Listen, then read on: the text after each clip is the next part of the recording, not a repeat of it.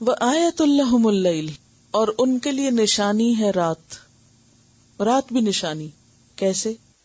نسلخ منہ النہار، کھینچ لیتے ہیں ہم اس سے دن کو. نسلخ کا لفظ جو ہے سین لام خا سے ہے. سلخہ کہتے ہیں بکرے کی کھال کھینچنے کو. کبھی آپ نے مرغی یا بکری وغیرہ کی کھال اتری ہوئی دیکھی ہوگی. کھال کے ساتھ جانور کی شکل کچھ اور ہوتی ہے، اور کھال اترنے کے بعد اس کا اصل سائز اور حلیہ سامنے آ جاتا ہے. بعض اوقات دمبا وغیرہ بہت موٹا لگ رہے ہوتے ہیں، لیکن ذبح کرنے کے بعد جب ان کی کھال اتر جاتی ہے تو وہ بالکل کچھ اور ہوتا ہے. اسی طرح زمین پر رات ہوتی ہے. جب سورج نکلتا ہے تو دن کا غلاف چڑھا ہوا ہوتا ہے. جب اللہ تعالیٰ اس سے وہ ہٹا دیتے ہیں تو نیچے سے پھر رات نکل آتی. یا یہ کہ اندھیرے کی چادر تنی ہوئی ہوتی ہے، اور جب اس کو اتار دیا جاتا ہے تو نیچے سے دن نکل آتا ہے. نسلخ منہ، ہو کس سے؟ رات. یعنی رات کی چادر سے نہار کو، دن کو ہم کھینچ کے نکال لیتے ہیں. فَإِذَا هُمْ مُظْلِمُونَ، پھر جب وہ اندھیرے میں چلے جاتے ہیں. مظلمون کا لفظ جو ہے مظلم کی جمع ہے، اور مظلم باب افعال سے ہے. ازلم یظلم سے مظلم، پہلے پارے میں بھی آپ نے پڑھا تھا.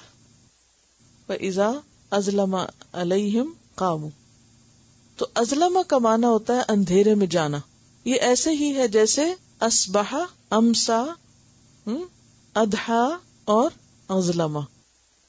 اس سے مظلم اندھیرے میں جانے والا، اندھیرا کر لینے والا. اس میں آپ دیکھیے کہ رات کی بات ہو رہی ہے اس آیت میں بیسیکلی. وآیۃ لہم اللیل، اور اندھیرا جو ہے کس طرح زمین کو ڈھانپ لیتا ہے. سورۃ اعراف 54 میں بھی فرمایا یغشی اللیل النہار یطلبہ حثیثا. اور پھر اگر اللہ رات کا یہ پردہ نہ ہٹائے، دن نہ نکالے، وہ جو کھال ہے اوپر سے نہ ہٹے، تو پھر کیا ہو؟ کون ہے جو ہمیں دن لا کر دے؟ جیسے کہ سورۃ القصص میں آتا ہے قل ارأیتم ان جعل اللہ علیکم اللیل سرمدا الی یوم القیامۃ من الہ غیر اللہ یأتیکم بضیاء افلا تسمعون. اور اسی طرح قل ارأیتم ان جعل اللہ علیکم النہار سرمدا الی یوم القیامۃ من الہ غیر اللہ یأتیکم بلیل تسکنون فیہ افلا تبصرون.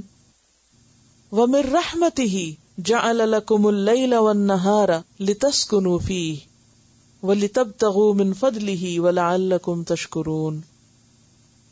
کہ رات اور دن کا یہ نظام اللہ نے تمہاری زندگی کو قائم رکھنے کے لیے اور اس میں سکون پانے کے لیے اپنی رحمت سے تم پر عام کیا ہے.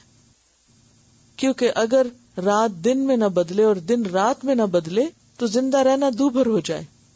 اللہ چاہتا تو 24 گھنٹے دن ہی رکھتا، یا وہ چاہتا تو 24 گھنٹے رات رہتی. اب تھوڑی دیر کے لیے سوچیے کہ اگر سارا وقت اندھیرا ہی ہو زمین پر تو کیا ہماری زمین سے کچھ اگ سکتا ہے؟ کچھ نہیں اگے گا. رزق کا حصول بھی مشکل ہو جائے گا، حتیٰ کہ کام کاج مشکل ہو جائے گا. پھر اسی طرح اگر سارا وقت دن ہی رہے تو انسان کے لیے آرام کرنا مشکل ہو جائے.